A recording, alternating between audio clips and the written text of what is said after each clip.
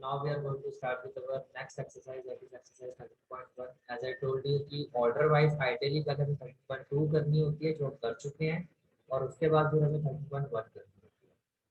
तो 13.1 का कंसेप्ट अगर मैं ऑलरेडी मैं आपके साथ डिस्कस कर चुका हूँ जब मैंने 13.2 का कंसेप्ट आपको बताया था, और वही एक रीजन भी था कि हमने 13.2 को पहले किया था।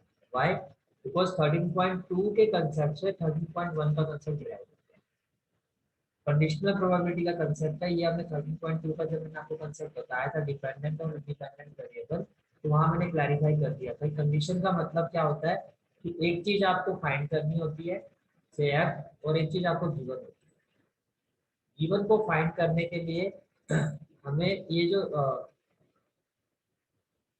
हमें फाइंड करना होता है उसको फाइंड करने के लिए जो ये जो गिवन पार्ट होता है इस पे कंडीशन दी होती है, ये कंडीशन की तरह हम यूज करते हैं, यानी कि इसको अगर फाइंड करना है तो इसका यूज करना होता है।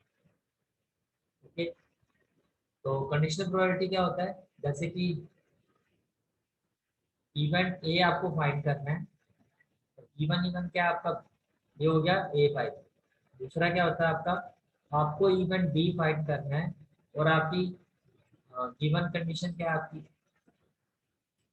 तो जो डिनोमिनेटर में हम लिखते हैं वो गिवन वाला पार्ट होता है, और जो हमें फाइंड करना होता है वो आपका न्यूमरेटर पार्ट। और इसी तरह से ये आपका गिवन वाला पार्ट है डिनोमिनेटर में, और जो फाइंड करना, तो जो कंडीशनल प्रोबेबिलिटी होती है तो जो फाइंड करना है वो न्यूमरेटर में आता है, और जो कंडीशन जो गिवन कंडीशंस होती है वो डिनोमिनेटर में। अब देखो फॉर्मूला क्या होता है, P A by B, numerator में हो जाएगा ए इंटरसेक्शन बी, डिनोमिनेटर में हो जाएगा पी, इस पर कंडीशन होती है वो डिनोमिनेटर पर। वैसे ये है आपका पी बी इंटरसेक्शन ए, वैसे B intersection A intersection B both are same, मैं आपको बता चुका हूँ। बी इंटरसेक्शन ए, कंडीशन किस पर है ए, तो ये आपका फॉर्मूला है जो इस पूरी एक्सरसाइज में हम लिखते हैं। Can see that conditional probability, first of all हमने 1.2 में स्टडी किया था कि पी फॉर डिपेंडेंट वेरिएबल, ये फॉर्मूला डिराइव कहाँ से हुआ मैं आपको वो बता रहा हूँ। फॉर डिपेंडेंट वेरिएबल हमने स्टडी किया था कि P of A intersection B जो है it is equal to P of A into P of B by B, जो आपको फाइंड करना है ये ए बाई बी भी हो सकता है, बी बाई बी हो सकता है। बी जो मुझे फाइंड करना है, जैसे हमने एक एग्जांपल लिया था तो याद होगा ग्रीन बॉल और येलो बॉल वाला। इवेंट ए क्या था कि हमने ग्रीन बॉल को इस बैग से ड्रॉ किया, तो इवेंट बी क्या था कि जो आपने बॉल इस बैग से निकाली है, इस बैग जिस बॉल को हमने ड्रू किया इस बैग से, उस बॉल को आपने रिप्लेस नहीं किया, without replacement that's why I am saying dependent variable. Dependent variable में क्या होता है, विदाउट रिप्लेसमेंट। ओके,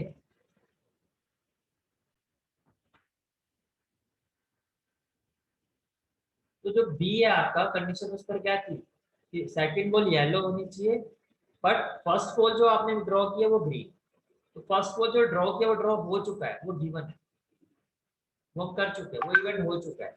हमें अब करना क्या है, हमें सेकंड बॉल येलो ड्रॉ करनी है, वो आप कर दो। तो यहीं से आपका एक फॉर्मूला ड्राइव हुआ था कि P of B by A पे क्या होना चाहिए, P of A intersection B, ये मल्टीप्लाई है, यहाँ पे क्या हो जाएगा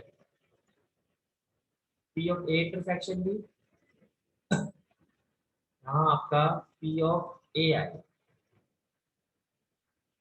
अगर आप बी इंटरसेक्शन, वैसे भी आप लॉजिकली देखो मैंने अभी बताया आपको बी बाई ए, तो कंडीशन की जिस पर कंडीशन होती है वही डिनोमिनेटर में आता है। और आप देखो तो यहाँ फॉर्मूले से आप अगर डेरिवेशन का पार्ट अगर आप देखो तो पी ऑफ ए है, ये मल्टीप्लाई यहाँ पे क्या हो जाएगा, तो B by A condition A denominator में। सिमिलर वे अगर आपको ए बाई बी फाइंड करना, क्या फाइंड करना है, ए बाई बी, अब अगेन ये फाइंड है और ये गिवन है, ये गिवन। ओके, जो डिनोमिनेटर में होता है बाय ए बाय बी, तो ये गिवन है, ये फाइंड है।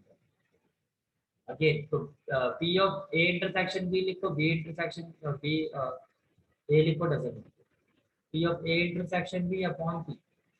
तो अगर मैं इसका एक लॉजिक बनाऊं कि न्यूमरेटर में क्या आता है जो आपको फाइंड करना है, डिनोमिनेटर में क्या आता है जो गिवन होता है, तो फॉर्मूला क्या होता है कंडीशनल प्रोबेबिलिटी का, पी ऑफ एफ इंटरसेक्शन जी, जिस पर कंडीशन लगी है वो डिनोमिनेटर, फिर से रिपीट करो, जिस पर कंडीशन लगी है वो denominator. Okay, so now first question of exercise 13.1 is given that E and F are event such that P of E is equal to 0.6। आपको P of E given है, P of F given है, P of E intersection है, दोनों event का intersection भी given है, that is 0.2। Find P of E by F और F by, बहुत सिंपल है।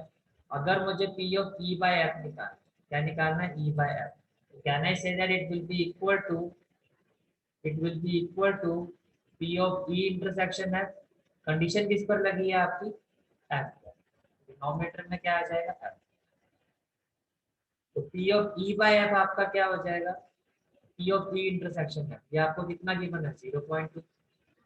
P ऑफ F कितना हो जाएगा, 0.3। डेसिमल के बाद सेम डिजिट है, डेसिमल से डेसिमल कैंसिल हो जाएगा और आपका आंसर आ जाएगा 2 पाई। तो P of E by F कितना हो गया, 2 पाई। सिमिलर वे आपको निकालना P ऑफ F बाई, तो P of F by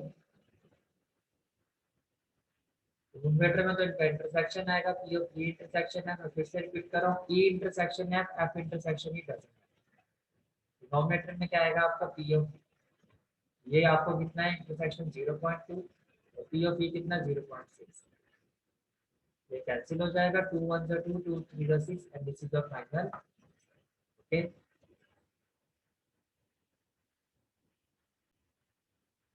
next question is question number 2, compute P of A by B।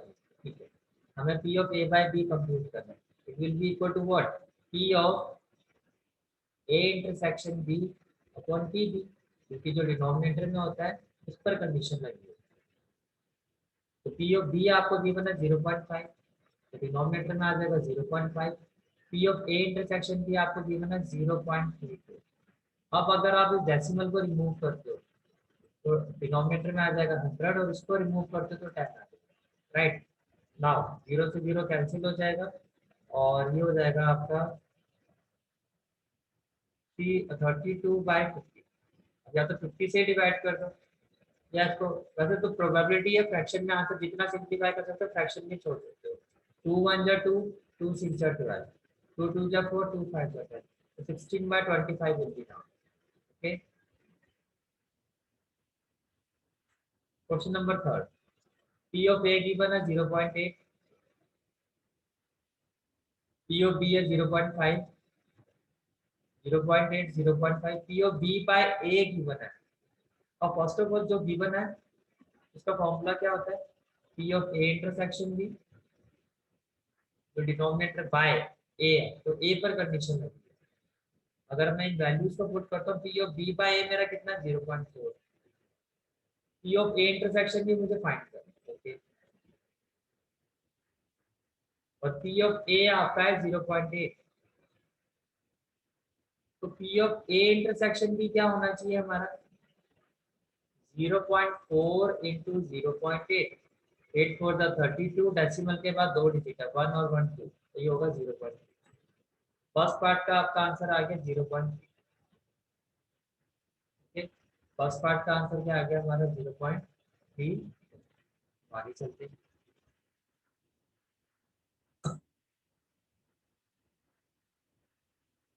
Next है आपका P of A by B find करना है। P of A by B, अब P of A by B क्या होगा, P of A intersection B upon P of B। P of A intersection B कितना है आपका, अभी हमने फाइंड किया था 0.32, यहाँ पे लिखेंगे 0.32, और P ऑफ B हमारा कितना है 0.5, तो ये 0.0, ओके। तो हम इसको सॉल्व करेंगे, तो अगेन डेसिमल रिमूव करेंगे तो नीचे क्या आ जाएगा 100, डेसिमल रिमूव करेंगे तो क्या आ जाएगा 10, ये कैंसिल हो जाएगा, ये हो जाएगा 32/50, 32/50, मुझे गलत वैल्यू दे दी है। P of B by A था, तो P ऑफ A की वैल्यू थी 0.8। Just a minute, just a minute। Firstly क्या था आपका P of B by A, ये होगा P of A intersection B one में P of A, B by A given था हमें 0.4। ओके, और ए इंटरसेक्शन बी हमें गिवन था, हमें फाइंड करना है। और पी ऑफ ए है हमारा 0.8, ठीक है। तो P of A intersection B कितना आ गया 0.3। चलो ये तो ठीक है, तो हमारा आ गया 0.3। फर्स्ट पार्ट का आपका आंसर आ रहा है 0.3। चेक भी करवाए तो मैं साथ साथ में। फर्स्ट का आंसर आपका आ रहा है 0.3। फर्स्ट का आंसर कितना आ रहा है 0. फर्स्ट हो गया। चलो जी सेकंड पर चलते हैं। सेकंड है हमारा, हमें फाइंड करना P of A by B. P of A by B it is equal to P of A intersection B upon P of B.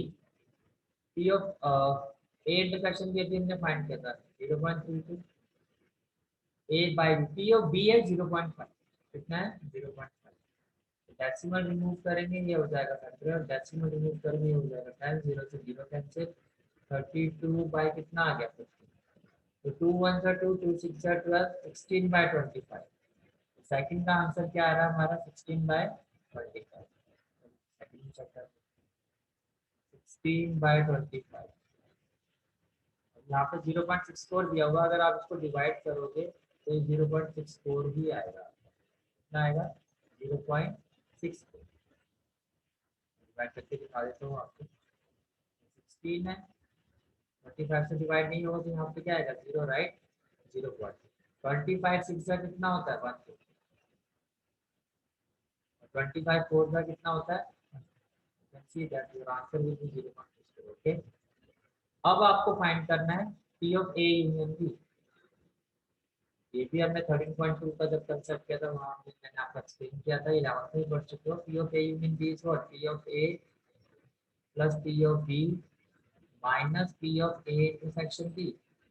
P of A आपका 0.8, पी ऑफ बी है आपका 0.5, P of A intersection भी हमने अभी find किया था, ये आया था 0.32।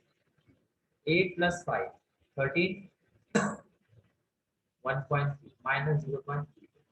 जब आप 0.8 और 0.5 करोगे तो 8 और 5 कितना आएगा 13, तो ये आएगा 1.3। 1.3 में से 0.32 पॉइंट के नीचे डेसिमल के नीचे डेसिमल 0 आ जाएगा। 10 में से 2 गया 8, और 2 12 में से 3 गया कितना हो जाएगा 9, ये हो जाएगा 0.9। 0.98 is the answer of this third one. Better listen. Let's see that 0.98 is the answer of this third one. Okay.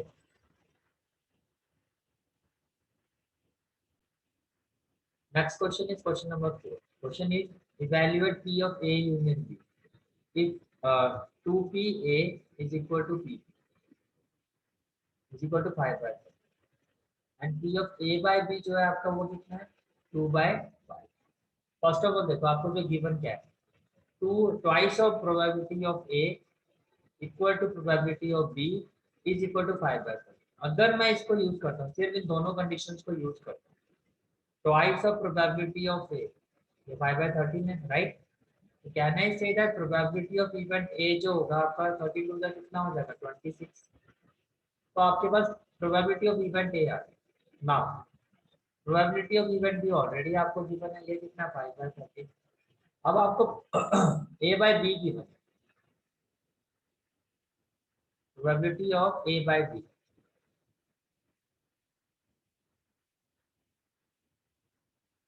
probability of A by B. We know that it is equal to A intersection B upon P of B. A by B आपको question के accordingly कितना given है 2/5। ये मुझे find करना है। Probability of B आपका है 5/5, राइट। अब ये डिवाइड है, या तो आप एज इट इज इसको मल्टीप्लाई कर दो। तो कहना है say that probability of A intersection B will be equal to 2/5। जब डिवाइड से मल्टीप्लाई करोगे तो 5/13 होगा। 5 से 5 कैंसिल हो जाएगा, तो ए इंटरसेक्शन भी कितना हो गया आपका 2/5। पहले यहाँ तक देखो कोई डाउट। अब आपको फाइंड करना है probability of A union. Formula हमें पता है, now probability of A union B is equal to what? Probability of event A plus probability of event B minus probability of event A intersection B. Probability of event A अभी हमने find किया था 5/26, probability of event भी हो गया 5/13, और इनका जो इंटरसेक्शन जो हमारा आया था वो आया था 2/। यहाँ पे सिंपल हो गया, एलसीएम कितना आ जाएगा 26 से हो जाएगा 5, 13 टू द 26, 10, 13 टू द 26 को 10 प्लस 5 15, 15 माइनस 4 कितना हो जाएगा 11/26। Your answer will B 11/26। You can see that this is your answer. Okay.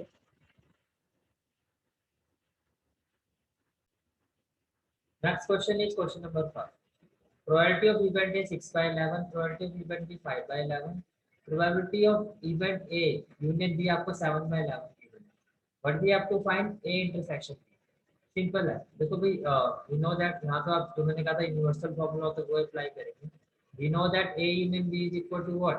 Probability of event A plus B minus probability of A intersection B.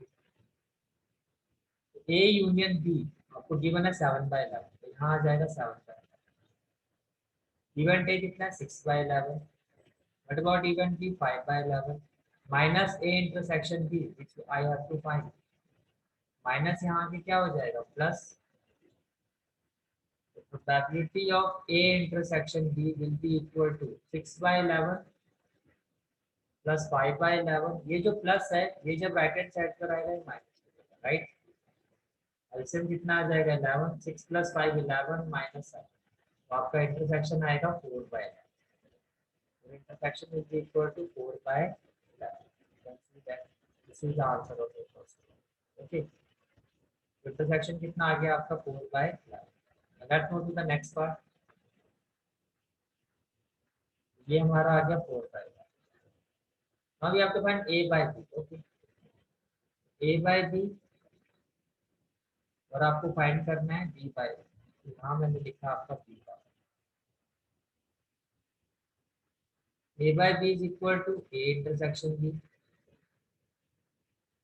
B by is equal to B intersection A, but as I told you both are same. Condition किस पर है ए पर, तो यहाँ आएगा ए।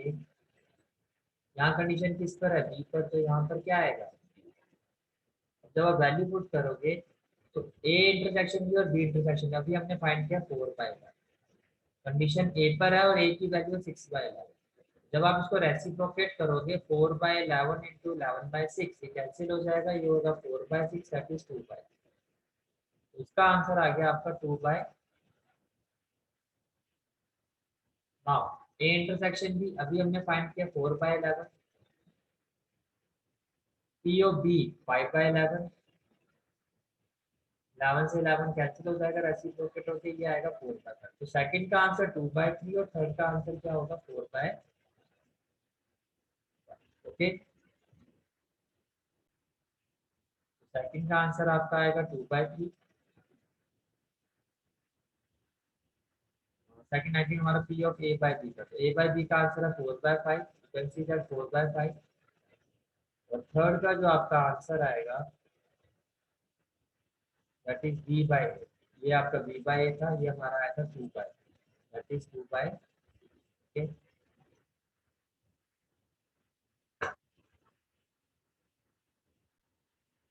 Question number 6 is a coin is toss 3 times, एक coin को आपने 3 टाइम टॉस किया। Question number 6 to question number 9 आपको probability of E by F find करना है। क्या फाइंड करनी है, probability of E by F. When you toss coin 3 times, तो फर्स्ट ऑफ ऑल आपको सैंपल स्पेस बनाना आना चाहिए जब एक कॉइन को आप टॉस अप करते हो, फिर उसके अकॉर्डिंगली आप ये चीजें सारी हो आपको करनी है। देखो, जब एक कॉइन को आप 3 टाइम टॉस अप करते हो तो एक कॉइन में मैक्सिमम वेज होंगे वो क्या होंगे 2। जब एक कॉइन को टॉस अप करते हैं तो हेड आता है या टेल, 2 2, टोटल आपके बनेंगे 6, 2 2 4 2 8 cases. By fundamental of principle of counting total ways को हम मल्टीप्लाई करते हैं। सैंपल स्पेस कैसे बनाया जाता है पहले बता चुका हूँ, 8, 4 टाइम्स आपने हेड लिखा और 4 टाइम्स आपने लिखा tell. right? Then 2 times head, 2 times tail, 2 times head, 2 times tail, then 1 time head, 1 time tail, 1 time head, 1 time। तो ये आपके सैंपल स्पेस हो गए 1 2 3 4 5 6 7। तो अगर मैं यहाँ सैंपल स्पेस लिखता हूँ तो head head head H H T H T H H T T H H T H T T T H और टी टी। अब फर्स्ट पार्ट में आपका इवेंट ई क्या है? अगर आप फर्स्ट पार्ट की बात करते हो तो आपका इवेंट ई क्या है? फर्स्ट पार्ट में आपका जो इवेंट ई है that is head on the third toss. देखो थर्ड टॉस में हेड आ रहा है 1 2 3 एंड 4। तो कैन आई से दैट जो इवेंट ई है आपका, अगर इसमें कौन कौन से एलिमेंट आएंगे? इसके सैंपल पॉइंट्स क्या होंगे? H H H H T H T H H और टी टी, राइट? कहना चाहिए जो इसकी प्रोबेबिलिटी होगी आपकी वो होगी 4/8। 1 2 3 4 फेवरेबल 4 टोटल तो 8 ही है, राइट? ये हो गया 1/, ये हो गया आपका 1/। अब एफ की बात करते हैं। एफ ने क्या कहा? Head on first two tosses. तो ये फर्स्ट टू टॉसेस में हेड आ रहा है, यहाँ भी फर्स्ट टू टॉसेस में हेड आ रहा है 2 और कोई H H H H H. तो आउट ऑफ 8 केसेस आपके फेवर में कितने हैं? 2। तो ये हो गया 2/8। ये कहना चाहिए 1/4। नाउ हमें फाइंड करना है ई इंटरसेक्शन है। दोनों में कुछ कॉमन दिखाई दे रहा है। देखो ये सिंगल केस आपका कॉमन और तो कोई कॉमन नहीं आएगा। तो एच एच एच आपका कॉमन। तो out of 8 cases 1 case is common. Can I say that can I say that probability of E intersection है जो है हमारा वो कितना होगा? 1/8 होगा। अब आपको सभी केसेस में फाइंड क्या करना है? E by, we have to find E by probability of E by F and it will be equal to probability of E intersection F upon PF। E intersection F अभी हमने find किया था 1/8, P of F कितना? 1/4। जब इसको reciprocate करोगे 4 1 जा 4 4 2 जा 8, तो आपका आंसर कितना आएगा? 1/, तो answer will be equal to 1/2। Okay, आपका आंसर टैली भी करवा देता हूँ। ये आपका फर्स्ट का आंसर, सीधा answer of first part 1/, let's see the answer of first part is 1/, okay।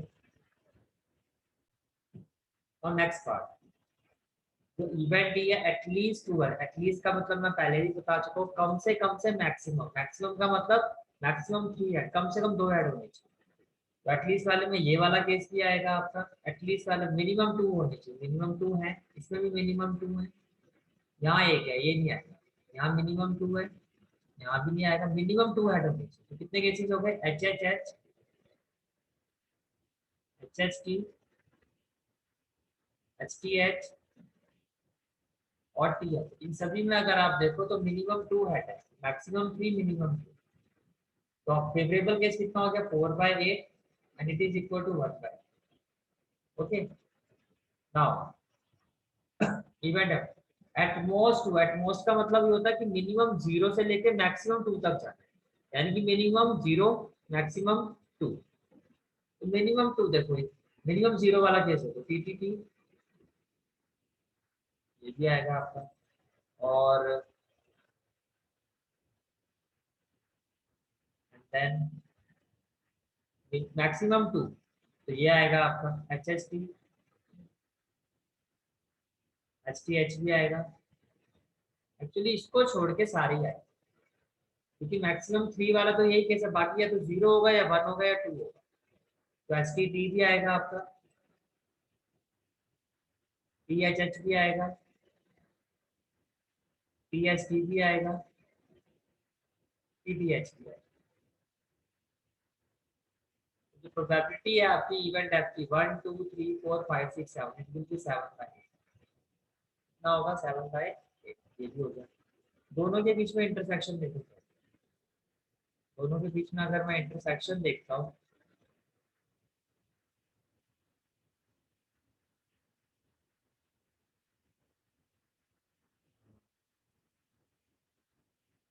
E intersection है,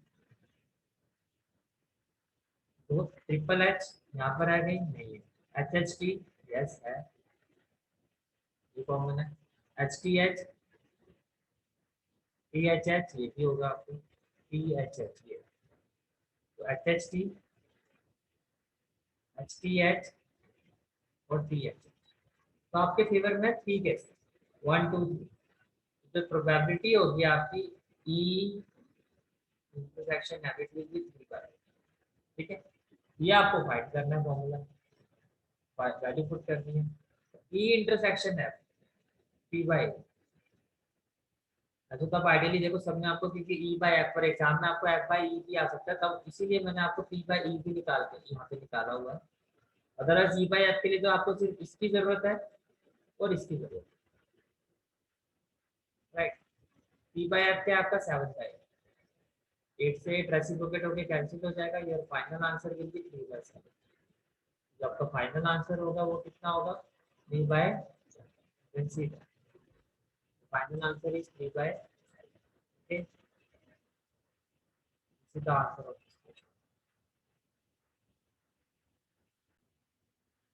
सो थर्ड पार्ट, आइडियली पहले आप लोग खुद ट्राई करो वीडियो पॉज करके, और उसके बाद फिर अपना आंसर मैच करो कि आपका आंसर मैच कर रहा है।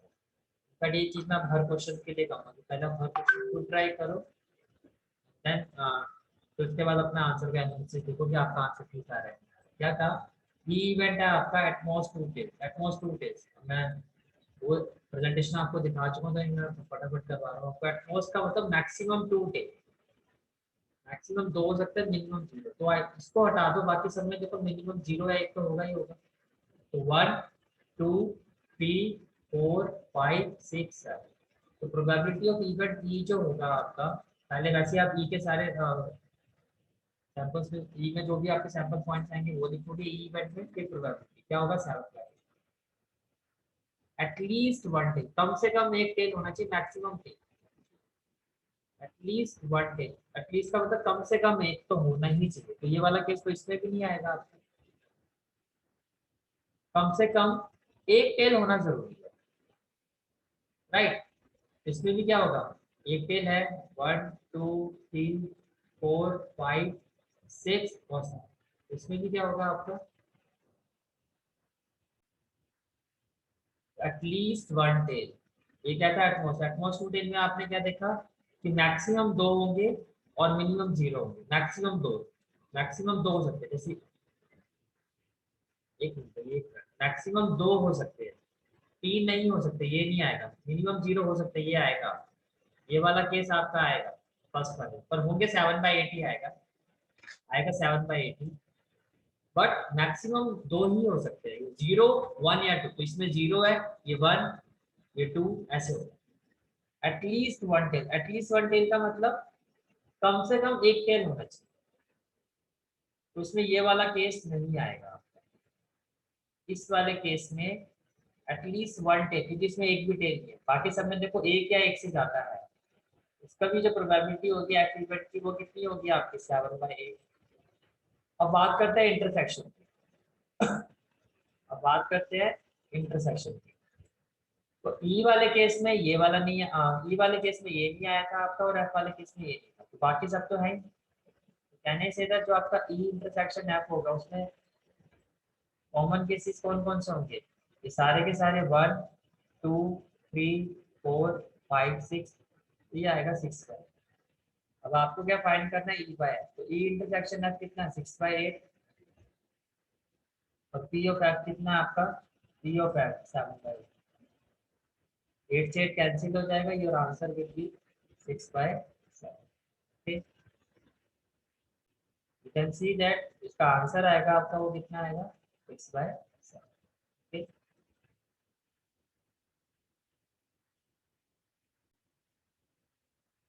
Now next question is two coins are tossed once. जब आप दो कॉइन को टॉस अप करके, सेम टाइप ऑफ क्वेश्चन है, 6 to 9 आपको E by F ही फाइंड करना है, probability of E by F. जब आप दो कॉइन को टॉस अप करोगे तो उसमें 4 सैंपल पॉइंट्स बनते हैं, हेड टेल, टेल हेड और टेल टेल. इवेंट डी क्या कहता है, tail appear on one coin. एक कॉइन में टेल होना चाहिए, तो 1 2 tail appear on one coin, एक कॉइन में आपका टेल होना चाहिए. तो एच टी और टी एच ये आपके सैंपल पॉइंट्स होंगे इवेंट डी के. इसकी प्रोबेबिलिटी क्या होगी, आपके फेवर में कितने हैं 2, टोटल कितने 4, तो 2/4. ये गलत किया हुआ है. प्रोबेबिलिटी ऑफ इवेंट डी जो होगी, वैसे आपको जरूरत नहीं है यहाँ पे, फिर भी अगर आप फाइंड करते हो तो प्रोबेबिलिटी ऑफ इवेंट डी क्या होगी 2/4 and it is equal to 1/2. Then F में क्या है, नो हेड अपीयर, हेड नहीं होना चाहिए. ये बात एफ फर्स्ट पार्ट. एफ में क्या कहा है आपको, वन कॉइन शोज हेड, किसी एक कॉइन पर हेड होना चाहिए. इसमें क्या क्या आएगा आपका, अगर आप ध्यान से देखो इसमें भी यही आएगा आपका एच टी और टी एच. एच टी और टी एच, तो प्रोबेबिलिटी ऑफ इवेंट एफ क्या होगा आपका 2/4. प्रोबेबिलिटी ऑफ इवेंट टी मैं इसलिए करवा रहा हूँ कि सेम क्वेश्चन पे एफ बाई ई भी आपसे पूछा जा सकता है, उसमें आपको probability of event T find करनी है. ये भी आ गया 1/2. इंटरसेक्शन भी देखो सेम ही है, अगर दोनों में आप इंटरसेक्शन चेक करो तो H T T H T H, तो इंटरसेक्शन में क्या होगा एच टी और टी एच. तो probability of E intersection F ये कितना हो गया आपका 2/4, ये भी आ गया 1/2. अब आपको फाइंड क्या करना है, probability of E by F सभी क्वेश्चन में 6 to 9 which will be equal to E intersection F upon P F. ये कितना हो गया 1/2. P of F कितना हो गया 1/2. कैंसिल हो जाएगा, your final answer will be okay, your final answer will be 1. अब हम बात करते हैं सेकंड क्वेश्चन. क्या कहा, इवेंट डी का नॉट टेल अपीयर, टेल नहीं होना चाहिए. ये वाला केस हटा दो, ये भी हटा दो, ये भी हटा दो, टेल होना ही नहीं चाहिए. तो इवेंट डी में क्या आएगा आपका ओनली एच एच, और एफ में क्या क्या है, हेड नहीं होना चाहिए, नो हेड अपीयर, कोई हेड नहीं होना चाहिए. इसमें क्या आएगा आपका टी. क्या दोनों में कुछ कॉमन है, कुछ भी कॉमन नहीं. तो जब आप ई बाय एफ निकालोगे it will B probability of E intersection F upon P. E intersection F तो जीरो है, जीरो बाय एनीथिंग कुछ भी आएगा जीरो ही आएगा. ये आपका आंसर है, right.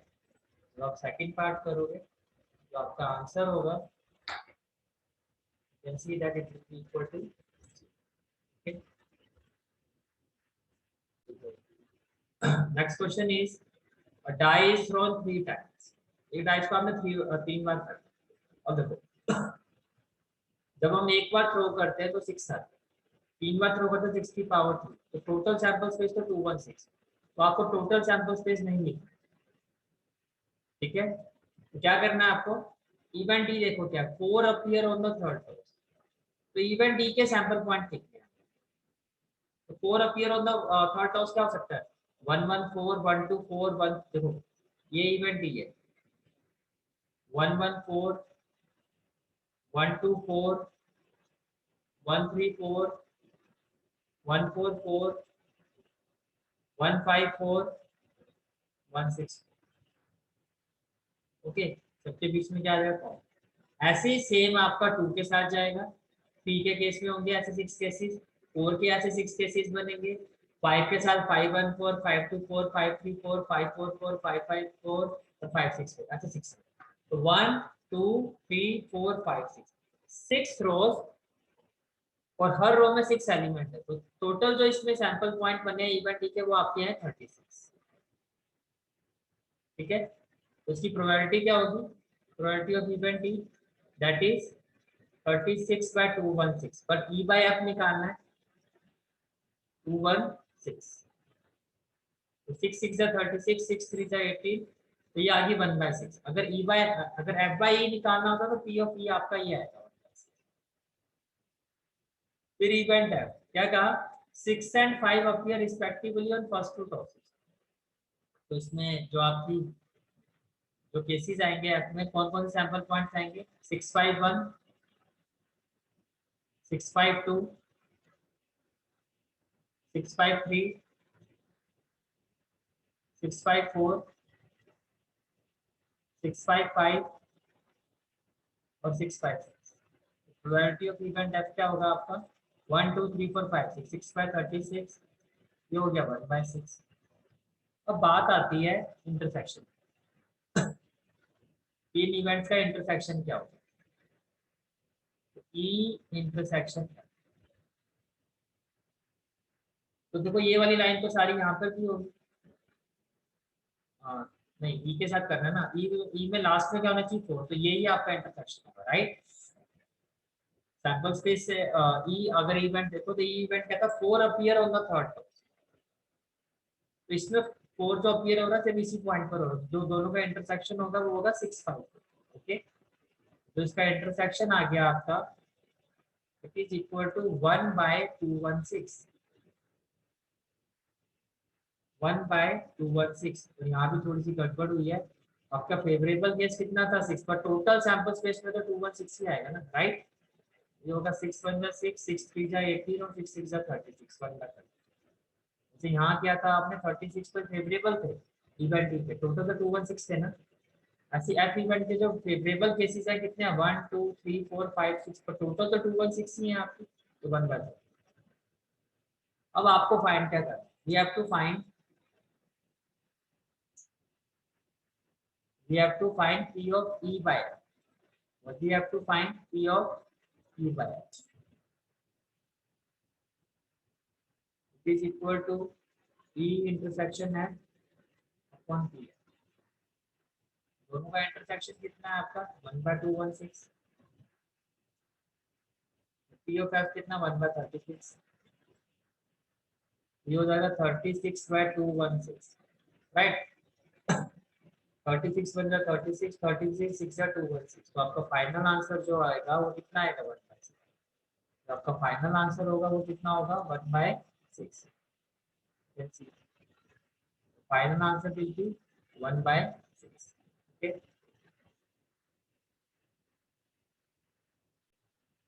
Next question is question number 9। क्या कहा, mother father and son line up at random for a family picture. Okay, इसमें इवेंट ई क्या है आपका, son on the one hand. पहले तो देखो mother father and son line up at random for a family picture, तो इसका sample space क्या होगा, इसका जो सैंपल स्पेस होगा वो ये बनेगा 1 2 3 4 5 6। भाई मदर फादर एंड सन की अगर आप क्वेश्चन देखो 1 2 3, ठीक है। तो अगर मैं मदर की बात करता हूँ, अगर मैं मदर की बात करता हूँ तो मदर के पास ऑक्यूपाई होने के लिए कितने स्पेसेस है, 3।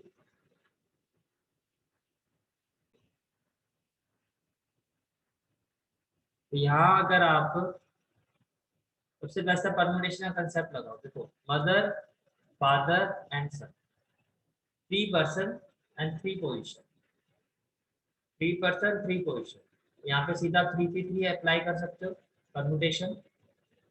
3 फैक्टोरियल अपॉन में क्या होता है n-r, 0 फैक्टोरियल। 0 फैक्टोरियल कितना होता है 1, 3 फैक्टोरियल हो गया 3 × 2, तो टोटल कितने केसेस बनेंगे 6, ये वो 6 cases, mother father son, mother son father, father mother son, इस तरह से आपके 6 केसेस बने। अब क्या कहा, सन ऑन वन हैंड, एक हैंड पे सन होना चाहिए, तो ये देखो इसमें से या तो लेफ्ट मोस्ट या राइट मोस्ट साइड में आपको सन को रखना है, तो ये देखो राइट मोस्ट साइड में है, right most side, left most left most, तो 4 इवेंट्स आपके फेवर में। फादर के लिए एफ इवेंट क्या है, father in the middle, father middle में होना चाहिए, तो यहाँ पे देखो फादर मिडल में, तो 2 इवेंट आपके, तो पी ऑफ एफ तो क्या हो जाएगा आपका, your P of f will be equal to 2/6, that is 1/3। दोनों का अगर आप इंटरसेक्शन देखो, son on one and father middle में होने चाहिए 1 और 2। इंटरसेक्शन की अगर मैं बात करता हूँ तो P of E intersection f कितना हो जाएगा आपका 2/6, ये भी 1/3 आ गया। अब आपको फाइंड क्या करना है E by f, तो P of E by F will be equal to what? P of E intersection F upon P of F. तो ये इंटरसेक्शन F कितना आपका 1/3 और P of F कितना आपका 1/3, ये कैंसिल हो जाएगा तो आपका फाइनल आंसर कितना आएगा आपका 1. Final answer will be equal to, let's see that जब आपका फाइनल आंसर आएगा वो कितना आएगा 1. कितना आएगा, इसी का फाइनल आंसर है. सैंपल स्पेस में अगर कोई डाउट है तो ये भी बता देता हूँ कैसे बनाना है आपको. देखो मदर फादर सन, ठीक है. अब क्या किया, मदर के साथ फादर, फादर के साथ मदर और सन के साथ फादर, ठीक है. फिर मदर के साथ फादर वाला केस हो गया तो सन को लगा दो. यहाँ पे क्या आ जाएगा सन, और यहाँ पे सन और फादर है तो मदर. ओके, दोबारा आप एक और केस लो, मदर फादर सन, ठीक है. नाउ मदर है, अब एफ एस है तो एक्सेप्ट कर दो, एम एस को एक्सेप्ट कर दो, एफ एम को क्या कर दो. तो ये सारे आपके सैंपल स्पेस होंगे, इसके अलावा कुछ और नहीं हो सकता. अगर आप इसको इधर लेके आओ S M F, S M F आपका ऑलरेडी बन चुका है. तो देखो एम एफ एस ये रहा आपका, एम एस एफ ये रहा आपका, F M S, F M S, F S F, F S M, S M F, S M F और एस एम. इस तरह से sample space. Okay, next question is question number 10 and this is an important question. क्या कहा, a black and a red die are rolled. आपने एक black dye को role किया और एक रेड डाई को रोल किया. Find the conditional probability of obtaining a some greater than 9. देखो पहली बात, आप दो डाइस को फेंक रहे हो तो दो डाइस का तो सैंपल स्पेस होगा 6⁻²36, राइट. तो पहले इसका सैंपल स्पेस अगर मैं देखूं तो सैंपल स्पेस कुछ आपका इस तरह से होगा. बट ये मैं देखो क्वेश्चन में आपको क्या कहा, black and red, black and then red. यहाँ देता हूँ ब्लैक, ये हो गया ब्लैक, फिर जो है रेड. ये मैं आपको क्या बता रहा हूँ कि जो हमने डाइस सेट किया है उसमें पहले वाला नंबर जो लेफ्ट वाला है वो ब्लैक डाई का होगा और राइट वाला होगा रेड डाई. जैसे कि यहाँ पे मैंने आपको दिखाया, ये आपका सैंपल स्पेस है. और आपको पता डाइस का, दो डाइस का सैंपल स्पेस क्या होगा, पहले 1 से शुरू करो, 1 को आप फिक्स रखो और यहाँ पे काउंटिंग 1 से लेके 6 तक, 1 2 3 4 5 6. फिर 2 को फिक्स कर दो, 2 को फिक्स रखो, 1 2 3 4 5 6. अच्छा 3 के केस में, 4 के केस में, 5 के केस में, टोटल आपके 36 केसेस हुए. ये तो हो गया सैंपल स्पेस. अब आगे चलते हैं. आगे क्या, find the conditional probability of obtaining a sum greater than 9 given that the black die resulting in a 5. ये given है, ये फाइंड कर, फाइंड क्या करना है कि दोनों डाइज में जो नंबर आएंगे उसका सम 9 से बड़ा हो. तो ये आपका इवेंट ही हो गया. और कंडीशन जो होगी सही इवेंट भी, तो इवेंट भी क्या है, बट जो ब्लैक डाई है यानी कि जो लेफ्ट वाला नंबर है आपका वो आपका 5 होना चाहिए. वो आपका क्या होना चाहिए 5. तो फाइंड क्या करना है आपको, सम ग्रेटर देन 9. तो गिवन क्या है आपको, ब्लैक डाई शोस है. फिर से रिपीट करो, फाइंड क्या करना है कि जो सम है आपका दोनों डाइज में आएगा नंबर वो 9 से बड़ा होना चाहिए. तो 9 से क्या होना चाहिए आपका बड़ा. तो अगर आप देखो यहाँ पर 9 से बड़ा, तो 5 5 9 से बड़ा होगा 10 होता है. 5 के साथ और क्या आ सकता है 6, 4 के साथ 3, 3 में तो आप मैक्सिमम जाओगे तो 9 ही आएगा. एक में 3 और एक में 6, तो 9 से बड़ा हमें चाहिए सम ग्रेटर देन 9. तो 4 से शुरुआत हो, 4 6 तो 6 4 भी हो सकता है. अच्छा 6 5, तो 5 6 को ऑलरेडी हम ले चुके हैं और एक 6 6 होगा.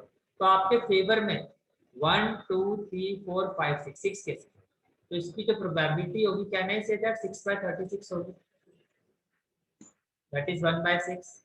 Okay, and then given event क्या है आपका, ब्लैक डाई में 5 है. ब्लैक डाई हमारे लेफ्ट वाला नंबर है यानी कि लेफ्ट वाला आपका 5 होना चाहिए. 5 1 5 2 5 3 5 4 5 5 5 6. अब अगर दोनों में आप कॉमन केसेस देखो तो क्या है 5 5 5 6, ये कॉमन. ठीक है, हमें फाइंड क्या करना है, P of F by, find ये करना है, ये गिवन है।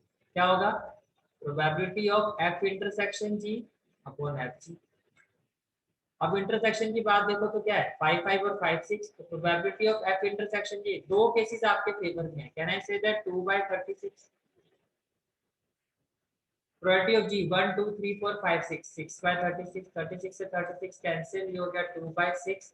तो फर्स्ट पार्ट का आंसर कितना होगा आपका, 1/, फर्स्ट पार्ट का जो आपका आंसर होगा वो कितना होगा, 1/, let's see that first part का जो आपका आंसर होगा वो कितना होगा, 1/, 2/36, 6/36 बन रहा है। ओके, ये आपका आंसर है। Now the next part is part B. Find the conditional probability of obtaining the sum 8. ये आपको फाइंड करना है कि जो सम है ब्लैक और रेड आई में जो नंबर आएगा उसका सम 8 के इक्वल होना चाहिए, एग्जैक्टली 8।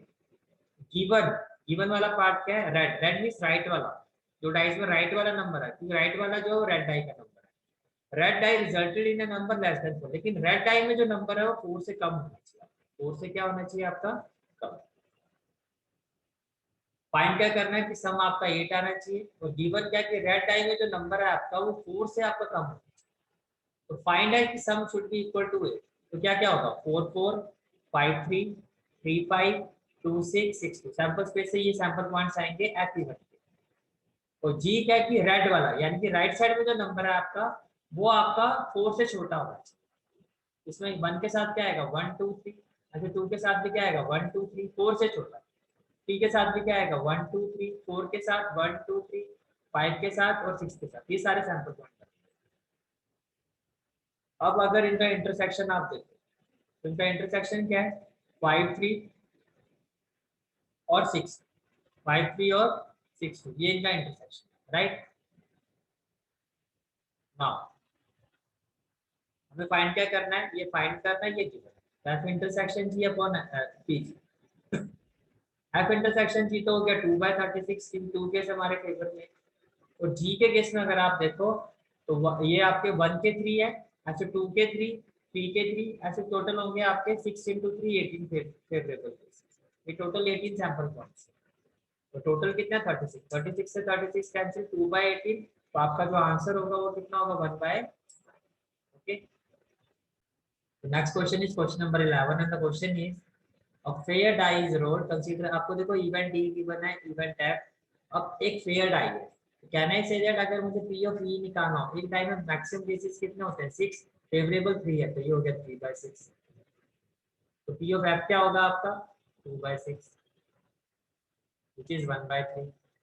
और पी ऑफ जी क्या होगा आपका, 3/6 विच इज 1/3। ओके, अब हमें फाइंड करना है 1 2 3 4, 4/6, 4/6 का मतलब जी में जो सैंपल पॉइंट्स है आपके वो 4 है, जी में जो सैंपल पॉइंट्स है 1 2 3 और 4, तो ये हो गया 4/6, दैट इज 2/2, सारी वैल्यूज आ गई। अच्छा, अब आपको निकालना पी ऑफ ई बाय, तो P of E by F, can I say that P of E intersection F by P F होगा, राइट। अब आप देखो पी और ई और एफ में इंटरसेक्शन क्या है, ओनली, ये तो होगा 1/6, एक ही सैंपल पॉइंट कॉमन है। और पी ऑफ एफ है आपका 1/, तो रेसिप्रोकेट करोगे ये हो जाएगा 3/6, तो आपका आंसर कितना आएगा, 1/। फर्स्ट पार्ट का जो आपका आंसर होगा वो कितना होगा, 1/, okay, this is the answer of first part. Second में आपको क्या फाइंड करना है, अगर आप सेकंड में देखो you have to find F by, F by, तो मैं इसको एफ बाय ही कर देता हूँ।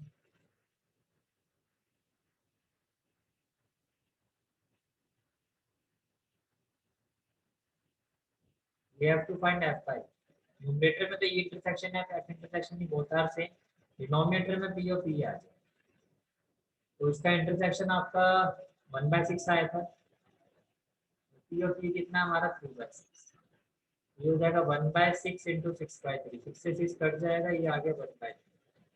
सेकंड का हमारा आंसर कितना आएगा 1/,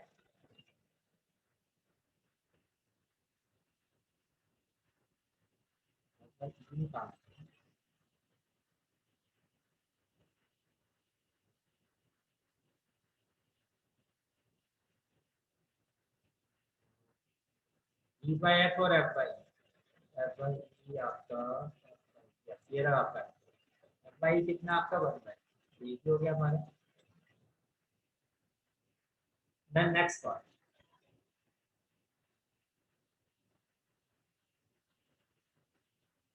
अब आपको क्या फाइंड करना है, E by G, E by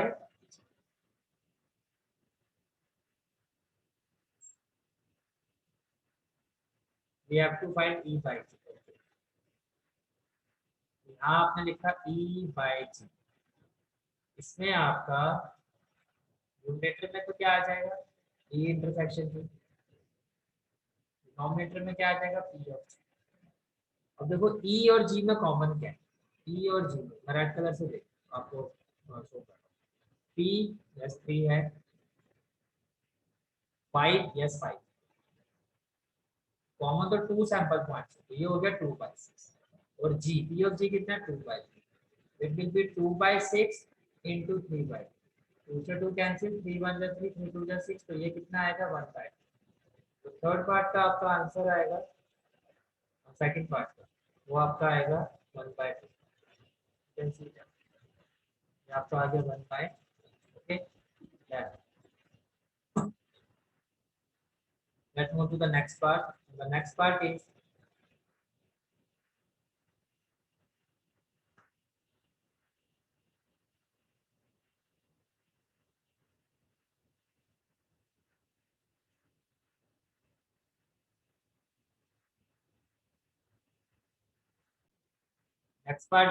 we have to find P of G by, we have to find P of G by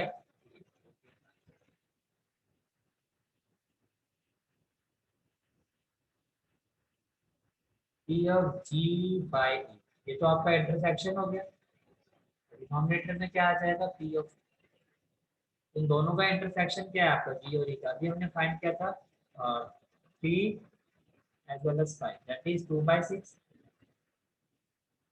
और P of E कितना 3/6, 6 से 6 तो कैंसिल हो जाएगा, ये आ जाएगा आपका 2/, कितना आ जाएगा 2/, ये भी हो गया आपका। अब नेक्स्ट हमें फाइंड करना है E union F by G, next हमें फाइंड करना है, find the probability of E union G by E union F, find the probability of E union F by G. पहले तो ये बनेगा क्या, ये बनेगा आपका probability of E union F intersection, right, तो ये ए हो गया, ये बी हो गया, ए इंटरसेक्शन बी अपॉन में क्या आएगा P of. First of all, what we need to do, we need to find the value of E union F। Union का मतलब हमें पता है, जितने भी एलिमेंट है दोनों के वो सारे कॉमन को हम एक बार लिखेंगे, ई और एफ में एक तो 1 आएगा, 2 आएगा, 3 आएगा, 5 आएगा, राइट, और जी आपका है 2 3 4 5, तो मैंने यहाँ पे लिखा जी 2 3। अब आप ये देखो इन दोनों में इंटरसेक्शन क्या है, 2 ओके 3 ओके 5, तो 3 कॉमन, तो न्यूमरेटर में तो आएगा आपका 3/6, पी ऑफ जी कितना आपका 2/3, ये हो गया आपका 3/6 इंटू 3/6, ये हो गया 3/2, राइट, तो 3 1 जा 3, 3 2 जा 6, तो 3 1 जा कितना हो गया 3/4, इसका जो आंसर आएगा आपका सेकंड पार्ट का फर्स्ट वाले का वो आएगा आपका 3/4, ये मैं चेक करवा देता हूँ, सेकंड वाले का हमारा आंसर आएगा, वो आएगा आपका 3/,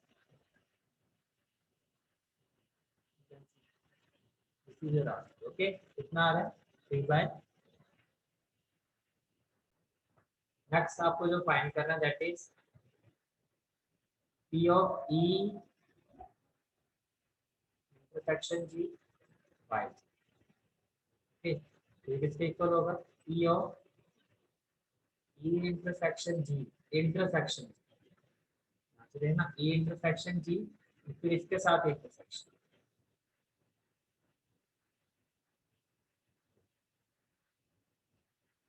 अपॉन कंडीशन किस पर है? जी पर। ई इंटरसेक्शन जी एक बार बुक में भी चेक कर लेता हूँ, ये है ना आपका फोर्थ वन, तो यहाँ पर एरर है आपका, तो 2 बार जी आ रहा है। ई इंटरसेक्शन है बाय जी, क्या है? ई इंटरसेक्शन है by G, E intersection F,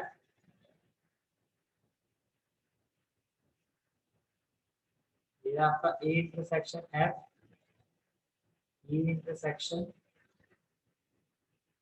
F by G, ये आपको ई इंटरसेक्शन एफ तो है, साथ में जी, तो जी के साथ भी इंटरसेक्शन आएगा। ओके, फर्स्ट ऑफ ऑल हमें क्या फाइंड करना होगा? ई इंटरसेक्शन, ई इंटरसेक्शन एफ। तो अगर मैं ई इंटरसेक्शन एफ देखता हूँ, ई और एफ में इंटरसेक्शन देखो क्या है? Can I say that only 3। अब जी के साथ देखो, ई इंटरसेक्शन एफ और जी, इनमें कॉमन पॉइंट क्या है? इसमें जो कॉमन पॉइंट है आपका, that is only can I say that numerator में तो आएगा आपका 1/6 और डिनोमिनेटर में क्या आएगा? 2/3। 1/6 इंटू 3/2, 3 1 जा 3, 3 2 जा 6, तो आपका फाइनल आंसर कितना आएगा? 1/6। तो final answer will be equal to 1/, you can see that आपका फाइनल आंसर आएगा E intersection F by G। क्या आएगा? E intersection F intersection G, इसको ऐसे ब्रैकेट में रखना, और ये आपका फाइनल आंसर जो आएगा that is equal to 1/। Okay, next question is question number 12. This is a very important question, and the question is assume that each born child is equally likely to be a boy or girl. assume करना है कि boy और girl होने के chances जो है वो equal है। If a family has 2 children, अगर एक फैमिली में 2 बच्चे हैं, तो what is the conditional probability that both are girls, given that, यानी कि ये आपको फाइंड करना है कि दोनों की दोनों जो बच्चे हैं वो गर्ल्स हैं, given that youngest is a girl, यानी कि जो छोटी जो छोटे वाला जो बच्चा है, यानी कि छोटी जो है वो बहन, ये फर्स्ट वाला पार्ट है। ओके, तो ये तो सैंपल्स में जो होगा, 2 बच्चे होंगे, हो सकता है दोनों ही बॉय हैं, पहले वाला जो है बॉय, फिर उसके बाद जो छोटा है वो भी बॉय, बड़ा बॉय छोटा गर्ल, छोटी गर्ल, फिर गर्ल हो सकती है बड़ी, फिर छोटा बॉय, या दोनों ही गर्ल्स हो सकती है। ठीक है, अब यहाँ पे मैं जी और एफ से नहीं करवा रहा हूँ क्योंकि ऑलरेडी जी यहाँ पर इंक्लूडेड हो गया है। तो जो आपका आपको फाइंड करना है बोथ आर गर्ल्स, तो उसको ले लिया मैंने एक्स। तो ऐसे कितने एग्जांपल पॉइंट्स होंगे इस इवेंट के? एक। जी जी, फर्स्ट पार्ट क्या है? कंडीशन क्या है फर्स्ट पार्ट में? कि यंगेस्ट इज ए गर्ल। इस कंडीशन के साथ फाइंड करना है कि छोटी वाली जो छोटा बेबी जो है, छोटा जो बच्चा है, वो बहन होना चाहिए, यानी कि सेकंड वाले केस पे आपको गर्ल आना चाहिए। सेकंड वाला क्या? वो यंगेस्ट है। जीजी भी हो सकता है इसमें, और आपका जीजी भी हो सकता है, दोनों में कॉमन केस देखो तो क्या आपका जीजी। अब आपको फाइंड क्या करना है? ये हैव टू फाइंड कि both are girls X, given that youngest is a girl X का। तो ये क्या होगा आपका? X intersection F upon B है। तो इंटरसेक्शन में कितने सैंपल पॉइंट है? 1, टोटल 4 है, तो 1/4, और एफ में X by Y, F X bye,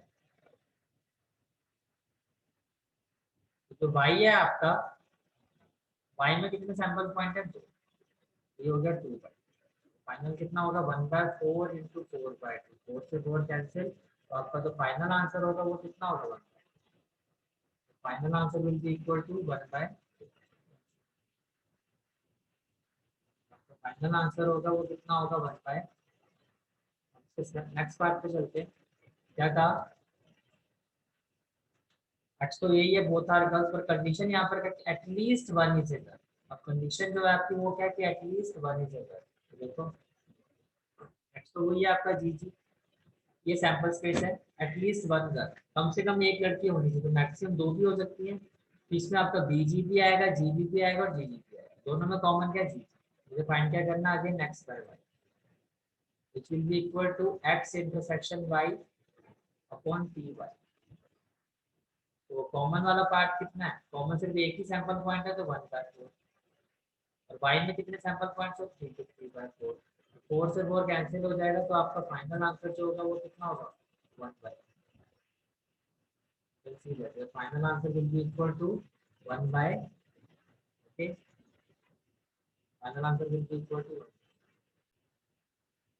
ये फिर से रिपीट कर देता हूँ। क्वेश्चन आपका क्या था? What is the conditional probability that both are girls? ये आपसे पूछा गया था कि क्या कंडीशनल प्रोबेबिलिटी होगी कि दोनों के दोनों बच्चे क्या हो, गर्ल्स हो। ये बहुत बार क्या होता है, बच्चे इस क्वेश्चन को जज नहीं कर पाते, उनको समझ में नहीं आता कि क्या फाइंड करना और पता कैसे लगेगा। तो मैं एक बार फिर से रिपीट कर रहा हूँ। यहाँ देखो लिखा हुआ है, और जीवन का मतलब ये जीवन वाला पार्ट। तो फर्स्ट पार्ट में का जीवन पार्ट ये है आपका, ये आपको फाइंड करना है, ये फाइंड करना है, ये जीवन पार्ट। और सेकंड पार्ट में भी यही चीज फाइंड करनी है। गिवन के बाद जो लिखा हुआ है ये आपका गिवन पार्ट है, सेकंड पार्ट। तो सेकंड में एफ बाई जी ये होगा, फर्स्ट पार्ट में सेकंड का ये। Next question is question number 13। Question is an instructor has a question bank consisting of a 300 easy true false question. क्या कहा? ट्रू फॉल्स क्वेश्चन इजी कितने हैं? 300। 200 डिफिकल्ट ट्रू फॉल्स क्वेश्चन। तो difficult कितने हैं ट्रू फॉल्स क्वेश्चन? 200, ओके। और क्या किया डाटा में आपको? 200 डिफिकल्ट ट्रू फॉल्स क्वेश्चन। फिर कहता है मल्टीपल चॉइस क्वेश्चन में इजी कितने हैं? 500। तो एक आपका एमसीक्यू में इजी वाले कितने हैं? 500। और एमसीक्यू में डिफिकल्ट कितने हैं? 400। तो डी फॉर डिफिकल्ट, ये हो गया 4। अब क्या कहा? If a question is selected at random, आपने क्वेश्चन सिलेक्ट किया from the question bank, what is the probability that it will be an easy question given that it is a multiple choice question? तो find तो करना है कि easy question होना चाहिए, तो गिवन क्या है कि वो क्या होना चाहिए? एमसीक्यू। ओके, ये आपका क्वेश्चन। इसको करने के लिए पहले हम टेबल बनाएंगे। तो ये आपका टेबल, ये आपका क्या है? टेबल। तो अगर मैं टेबल की बात करता हूँ, तो अगर ये हो गया ट्रू फॉल्स, तो ये मैंने लिखा है। ट्रू फॉल्स में इजी क्वेश्चंस कितने हैं? 300, राइट? तो ये हो गया ट्रू। ट्रू फॉल्स में डिफिकल्ट क्वेश्चंस कितने हैं? 200। देन एमसीक्यू में इजी क्वेश्चंस कितने हैं? एमसीक्यू में इजी क्वेश्चन है 500, और एमसीक्यू में डिफिकल्ट क्वेश्चंस कितने हैं? 4। तो ये तो पूरा डाटा होगा। तो कहने से टोटल नंबर ऑफ क्वेश्चन ये कितने हो गए? 500। ये कितने हो गए? 900। तो टोटल क्वेश्चंस हो गए 14। टोटल क्वेश्चंस क्या हो गए आपके?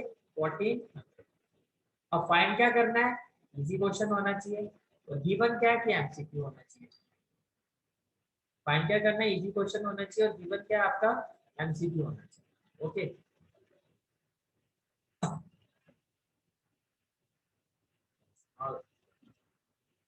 तो first of all common, common में क्या आएगा? इजी क्वेश्चन है और एमसीक्यू। इजी होना चाहिए और एमसीक्यू। तो कहना चाहिए जो इंटरसेक्शन है आपका वो 500 होगा, और टोटल तो कितना? 1400। अब मुझे फाइंड क्या करना है? Probability of F by G, which will be equal to F intersection G upon B of G. F intersection G हमारा कितना आ गया? 500 बाय 1400। जी क्या है? एमसीक्यू। एमसीक्यू टोटल कितने हैं आपके? टोटल एमसीक्यू कितने हैं? 900 बाय 1400। जब मैं इसको सिंप्लीफाई करूंगा ये कैंसिल हो जाएगा, रेसिप्रोकेट करोगे तो ये कितना आ जाएगा? 500 बाय 900। ये कैंसिल हो जाएगा, तो फाइनल आंसर कितना आएगा आपका? 5/, आपका जो फाइनल आंसर आएगा वो कितना आएगा? 5/,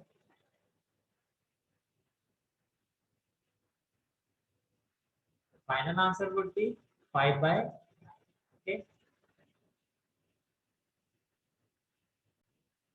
next question is question number 14। Question is given that, अब ये कंडीशन है, गिवन है two numbers appearing on two dice are different. ये गिवन है कि दो डाइज में जो दो नंबर होंगे वो डिफरेंट होंगे, ओके।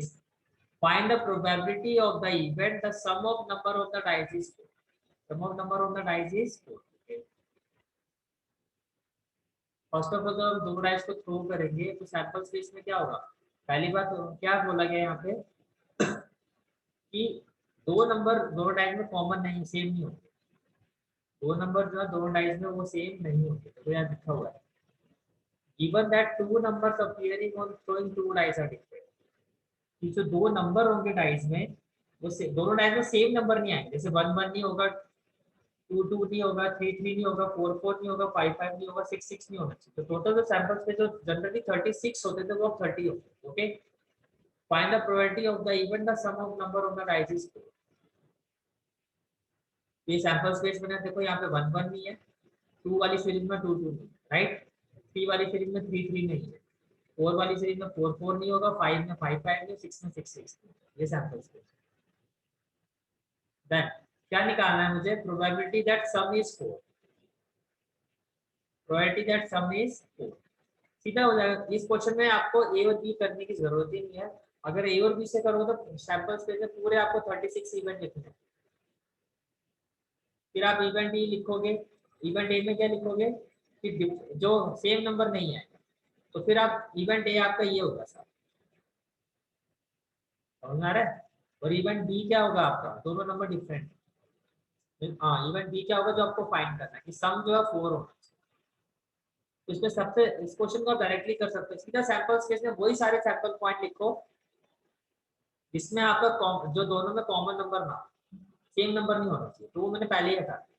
सीधा डायरेक्टली हो गया क्वेश्चन की सम क्या होना चाहिए 4। अब देखो यहाँ पे फेवरेबल केस क्या है, मींस ये हम जो है इसको कंडीशनल प्रोबेबिलिटी से हम कहने का मतलब ये आपका क्लासिकल थ्योरी से आप इस क्वेश्चन को कर सकते हो, जो आपने टेंथ में हम पढ़ते हैं, फेवरेबल अपॉन टोटल। सम 4 होना चाहिए, दो ही केसेस में तो होगा 1 3 और 3 1, और किसी में भी सम 4 नहीं होगा क्योंकि 2 2 तो हम ले नहीं सकते। तो 2 और टोटल केसेस कितने हैं 30, 1/15 डायरेक्टली हो गया क्वेश्चन। ओके, और अगर आप नॉर्मल मेथड जैसे करते हैं वैसे करना चाहो तो जब हम डाइस को करते हैं टोटल सैंपल स्पेस कितने होते हैं 36।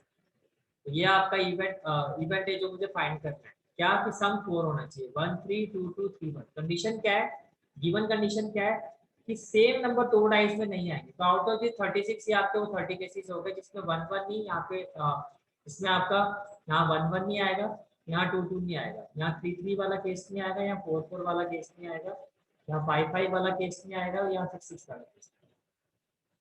गिवन क्या था आपका कि दोनों में जो नंबर होंगे वो आपके कितने होंगे, वो डिफरेंट होंगे। तो कॉमन वाला केस आप सब में से हटाओ। अब अगर आप इंटरसेक्शन देखो तो 1 3 दोनों में आए, 2 2 नहीं आए, ठीक है, और 3 1 ये, तो 3 1 आपका सम 4 होना चाहिए, तो 1 3 2 2 3 1 हो सकता है आपका। अगर आप प्रॉपर कंडीशन के साथ करोगे तो आपको ऐसा है, क्या कहा, बी वाला केस क्या है कि दोनों जो गिवन कंडीशन है वो क्या है कि दोनों में सेम नंबर नहीं होंगे, तो ये सारे सेम वाले नंबर हटा, फिर ये लिखोगे सर।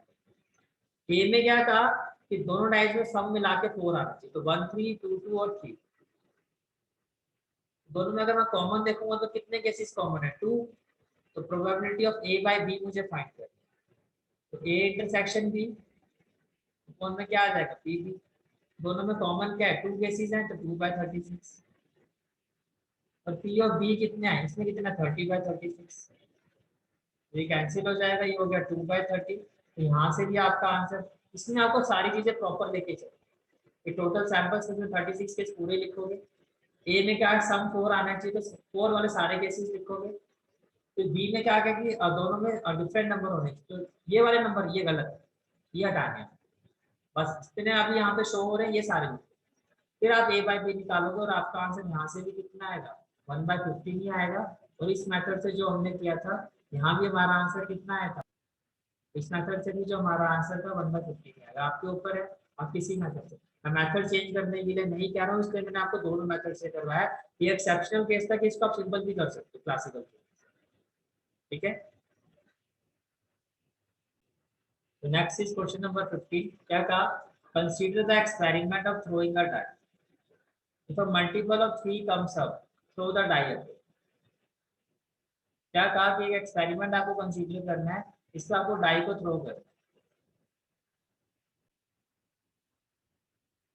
तो अगर जैसे आप डाइस को फेंकोगे तो क्या होगा, 1 आ सकता है, 2 3 4 5 6, ऐसे आपका कोई भी नंबर आ सकता है। क्या कहा, if a multiple of 3 comes out, यहाँ पे मल्टीपल ऑफ 3 क्या है, 3 और 6। अगर मल्टीपल ऑफ 3 आता है थ्रो द डाई अगेन, तो फिर आपको डाई को फिर फेंक, तो अगेन 1 2 3 4 5 6, 3 के साथ कुछ भी आ सकता है, फिर 6 के बाद फिर आप डाई फेंकोगे तो 1 2 3 4 5 6 कुछ भी आ सकता है।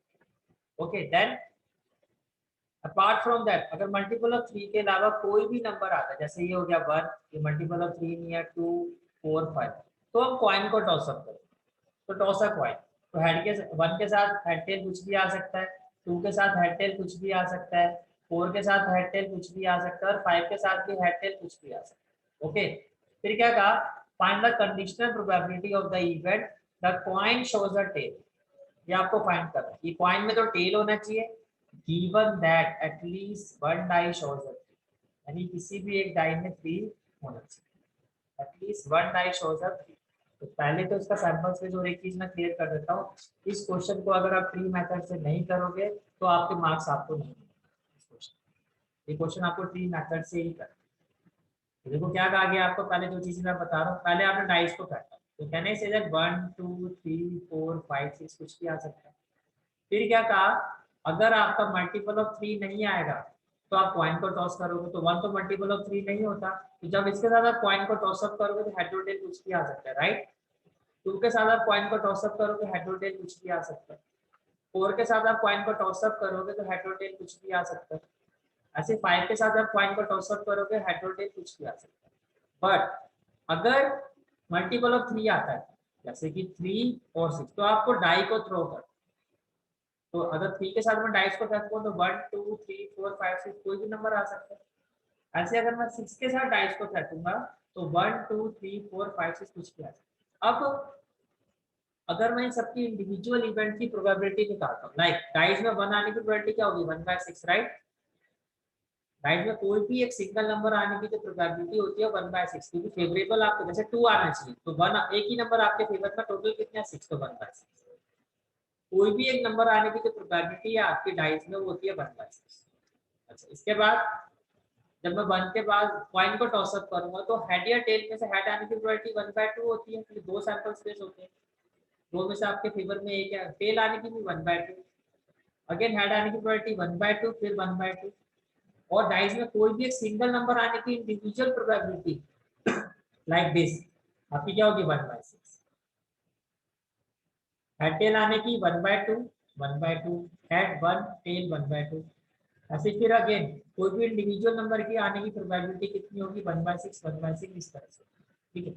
देन क्या कहा आपको, अब इसका सैंपल स्पेस देखो क्या होगा, सैंपल स्पेस तो यही होगा ना आपका 1h 1t 2h 2t, फिर 3 1 3 2 3 3 3 4 3 5 3 6, 4h 4t 5h 5t 6 1 6 2 6 3 6 4 6 5 6 6। अगर आप देखो यहाँ पर तो यही आपका सैंपल स्पेस है, राइट।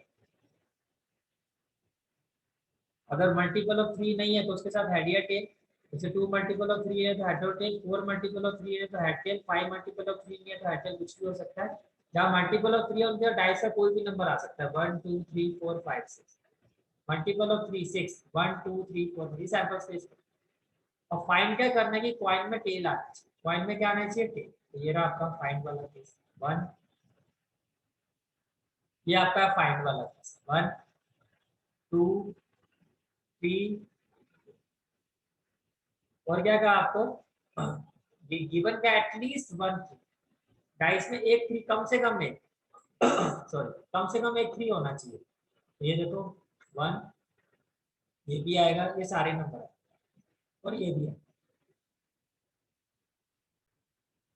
तो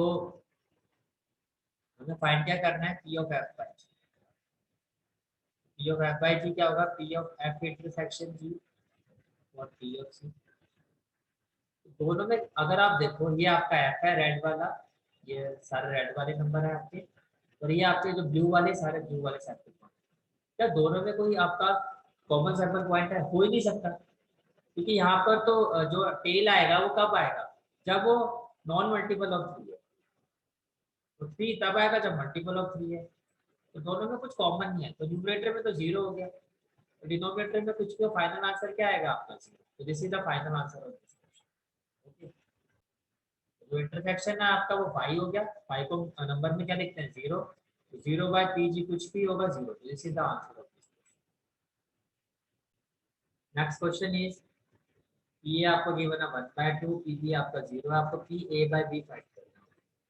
देखो P of A by B it will be equal to what, P of A intersection B, condition किस पर है बी पर, P of is equal to P of A intersection B, P of B की आपकी value 0 है। अब mathematically अगर denominator में 0 आया था तो it is equal to not defined, तो आपकी ऑप्शन है यहाँ पे, जो करेक्ट ऑप्शन है आपका that is C, C is the answer of this question. Okay,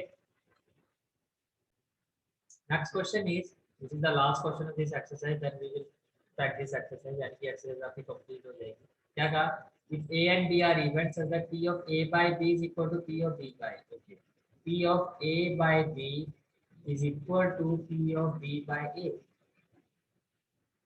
तो P of A by B क्या होगा, P of A intersection B और P of B, P of B by A क्या होगा, again इसको भी मैं इंटरसेक्शन B लिख सकता हूँ, बट कंडीशन किस पर है, P of ये कैंसिल हो जाएगा, क्रॉस मल्टीप्लाई करते तो क्या हो जाएगा, P of A into 1 P of A is equal to P of, यानी कि ये इक्वल तब होगा जब P ऑफ A आपका P ऑफ B के इक्वल हो। Your correct answer is okay.